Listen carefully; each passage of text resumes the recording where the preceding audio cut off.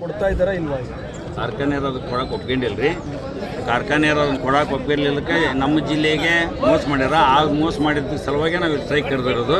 ನಮಗೆ ಜಿಲ್ಲಾ ಉಸ್ತುವಾರಿ ಮಂತ್ರಿಗಳು ಅವರಾದಾರ, ಸಕ್ಕರೆ ಸಚಿವರು ಅವರಾದಾರ, ಅವರಿಂದನೇ ನಮ್ಗೆ ಅನ್ಯಾಯ ಆಗೈತಿ. ಕಾರ್ಖಾನೆ ಮಾಲಕರಿಗೆ ಇಷ್ಟು ಕೊಟ್ಟತ್ತೀರಿ ಅಂತ ಹೇಳೋ ಧೈರ್ಯ ಸಕ್ಕರೆ ಸಚಿವರಲ್ಲಿ ಇಲ್ಲ ಅನ್ನಿಸ್ತೈತಿ.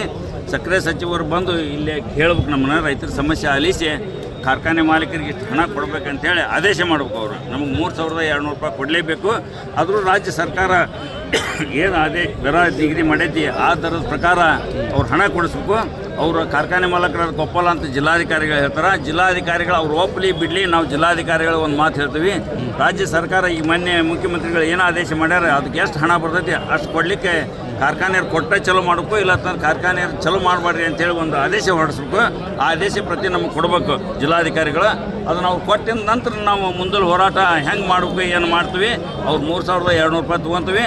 ಮತ್ತು ಜಿಲ್ಲಾಧಿಕಾರಿಗಳು ನಮ್ಗೆ ಆದೇಶ ಪ್ರತಿ ಕೊಡಲಿಲ್ಲ ಅಂದರೆ, ಮತ್ತು ನಮ್ಮ ರೈತರಿಗೆ ಹೋರಾಟಕ್ಕೆ ಸ್ಪಂದನೆ ಮಾಡಲಿಲ್ಲ ಅಂದರೆ ನಾವು ರಾಷ್ಟ್ರೀಯ ಹೆದ್ದಾರಿ ತಡೆದು ಪ್ರತಿಭಟನೆ ಮಾಡೋದು ನಿಶ್ಚಿತ ಅಂತ ರಾಜ್ಯ ಸರ್ಕಾರಕ್ಕೆ ಎಚ್ಚರಿಕೆ